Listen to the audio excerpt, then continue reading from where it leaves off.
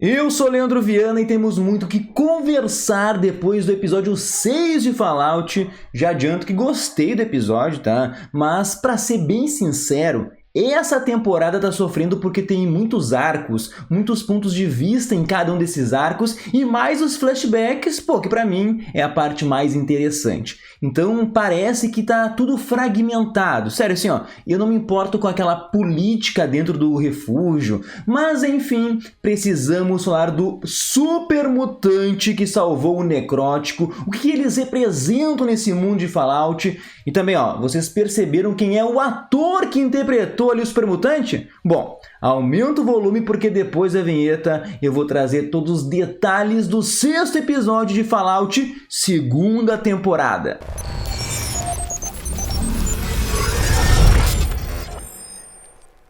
Sejam bem-vindos ao Nerdverso, e eu já quero começar falando do reencontro entre pai e filha, Hank e Lucy, e esse arco me lembrou muito o que nós falamos aí por muito tempo aqui no canal com Pluribus, onde nós discutimos se controlar é a mesma coisa que segurança, né? E responderam também minha pergunta da semana passada, pois o Hank ele vem colocando o chip em muitas pessoas. Mas voltando ali um pouco, temos o livro Nada de Novo no Front, livro de 1928, que narra os horrores e a brutalidade da Primeira Guerra Mundial através dos olhos de jovens soldados.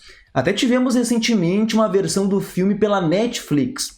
E aqui o Hank ele fala do seu pensamento, que os humanos eles sempre vão assim buscar a violência para alcançar qualquer definição de paz que eles têm em mente. Logo, ele propõe que o controle mental é a alternativa que evita mortes. Tu troca ali o teu livre-arbítrio para que não exista mais guerras. E como eu já discuti muito sobre isso em Pluribus, eu sempre enxergo o chip como sendo, cara, a coisa mais maléfica de todas, tá?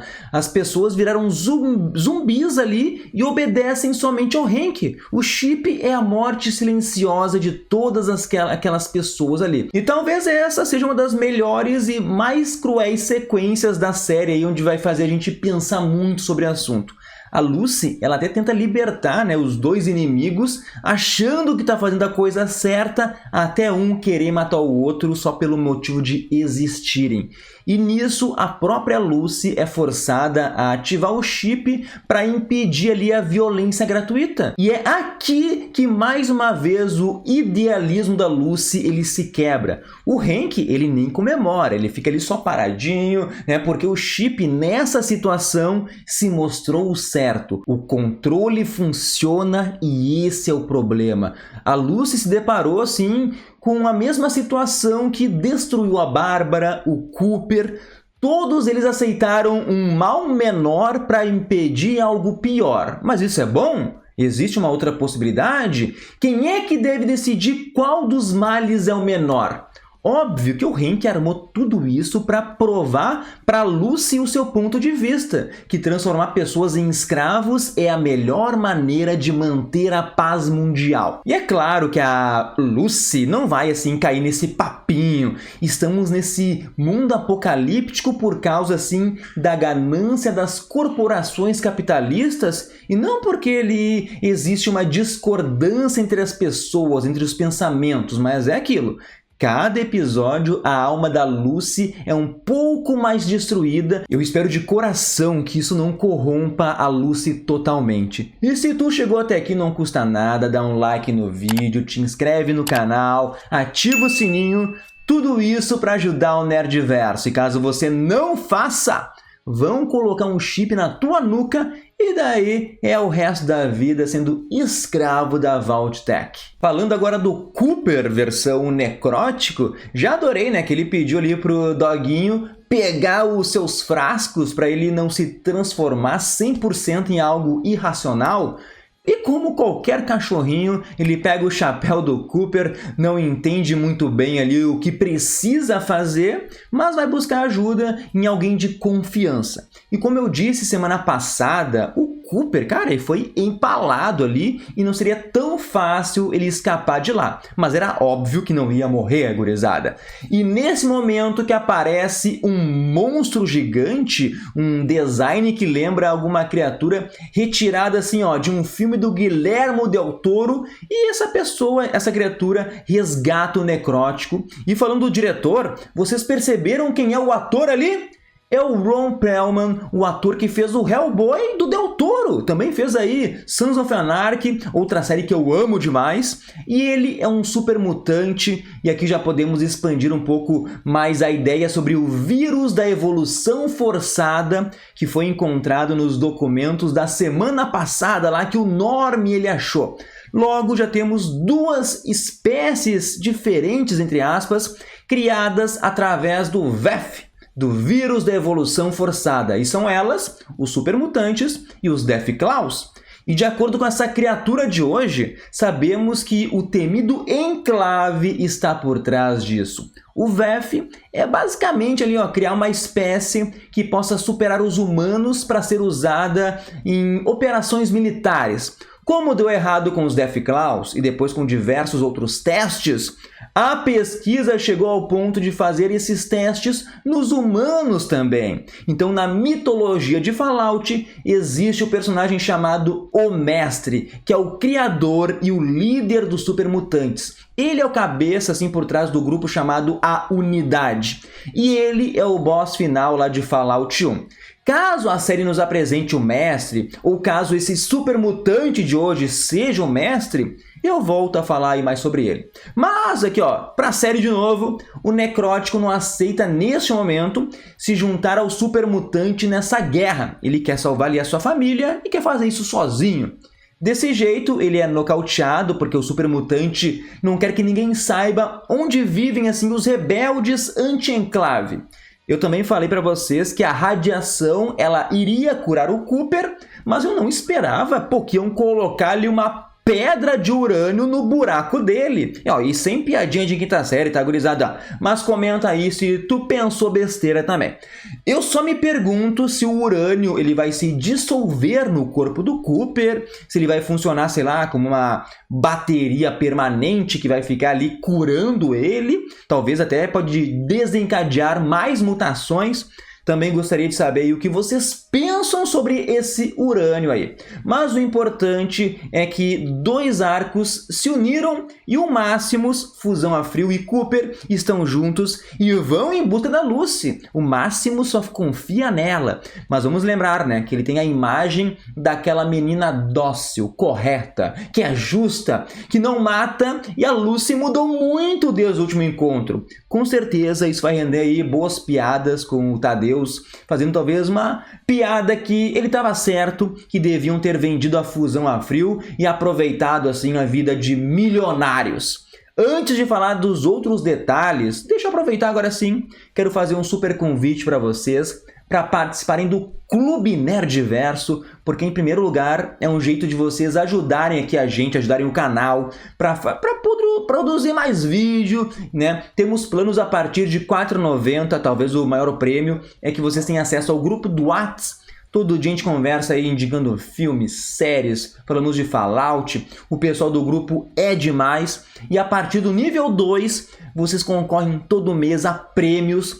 Toda semana tem sorteio de ingresso de cinema, gurizada. E o nome de quem faz parte do clube, de quem acredita no nosso projeto, ó, sempre aparece aqui do ladinho. Muito obrigado a todos vocês. E eu vou deixar o link para quem quiser participar do clube na descrição aqui do vídeo. Mas, para quem está vendo aqui pelo YouTube, os benefícios são os mesmos de que você se tornar membro do YouTube, tá? É só escolher o teu nível ali e fazer parte do Clube Nerdverso. Então, bora lá! E agora, falando do flashback, a gente começa com a Bárbara, ela ouvindo ali vários projetos de como os Estados Unidos, eles iam ser bombardeados, pensando em maneiras de lucrar com o fim do mundo, de como explorar ali os clientes prêmios. Cara, chega a ser engraçado, mas na verdade é assustador porque é algo muito real. E nesse episódio é confirmado que o Sr. House, ele quer a tecnologia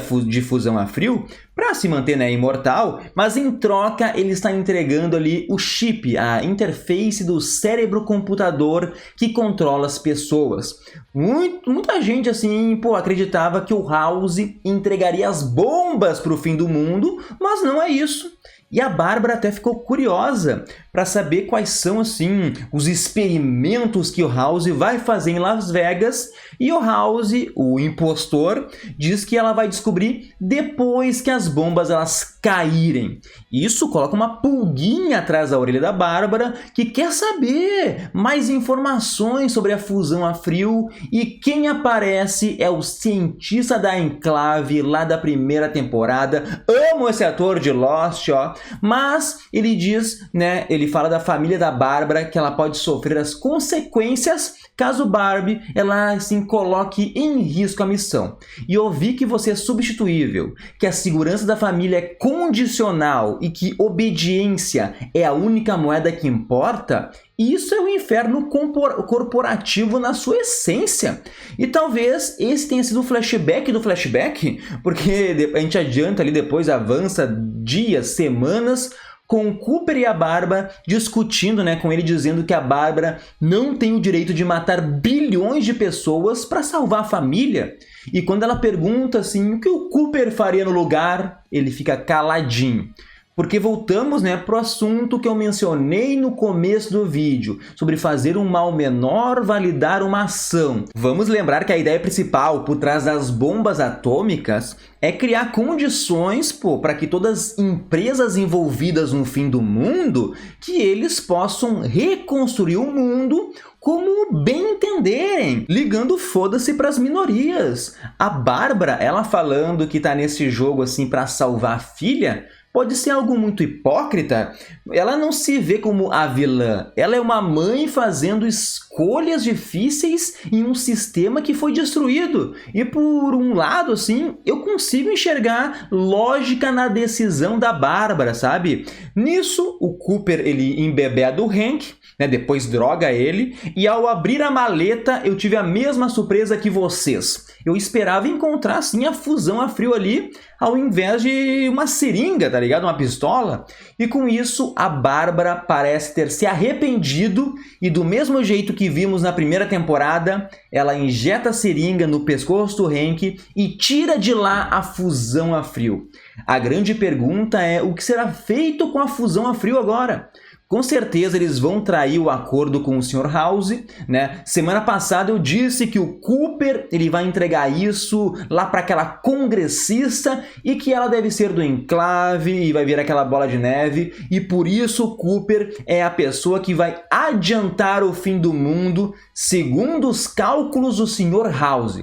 Eu queria muito um episódio focado na história do House, da infância dele, mostrando como ele foi um gênio, como ele conseguiu controlar ali o Lucky 38 através da tecnologia depois das bombas atômicas, né? Eu quero ver também sobre o refúgio de Las Vegas, porque a casa sempre ganha. Mas enfim, só para terminar o vídeo aqui, vamos para a subtrama lá do grupo de apoio ao incesto, que é abordada com muito humor ácido, né? E embora eu não me importe com esse arco, ele desempenha até que um papel importante assim na construção de mundo. Tem escassez, privilégio hereditário, favoritismo, e isso vai implodir em uma guerra civil ali dentro. É uma questão de tempo, gurizada. O Reg, ele até levanta a bandeira que eles devem receber tratamento especial justamente por serem filhos de seus pais, o que também é totalmente errado, mas coerente nesse pensamento aí de construção de mundo pós-apocalíptico. Ele tá pensando assim, ele tá pensando em si, foda-se o resto. Enquanto no Refúgio 32, o Chet descobriu que vai se casar através de um cartaz, o que é engraçado e também é sombrio, porque isso só reforça a ideia de que ninguém tem autonomia nesses ambientes controlados. A escolha é uma ilusão criada assim por outra pessoa. E esse refúgio parece que também tá com os dias contadinhos, tá? A Steph, ela tá governando assim com mão de ferro, embora isso mantenha as pessoas sob controle, esse tipo de ditadura também vai terminar ali com revoltas, né? Então eu acredito que o Chet ele não vai aceitar se casar assim tão de boa. Ainda mais que o Wood ele desapareceu. Mas é isso, meus queridos. Comentem aí o que vocês acharam do episódio em si. Mandem as teorias de vocês. Podem falar se eu comentei alguma bobagem por aqui, tá? Podem me corrigir à vontade. A gente se encontra no próximo vídeo. Não se esqueçam de ouvir o podcast do Nerdverso. Mas é isso aí, gurizada. Tchau, tchau!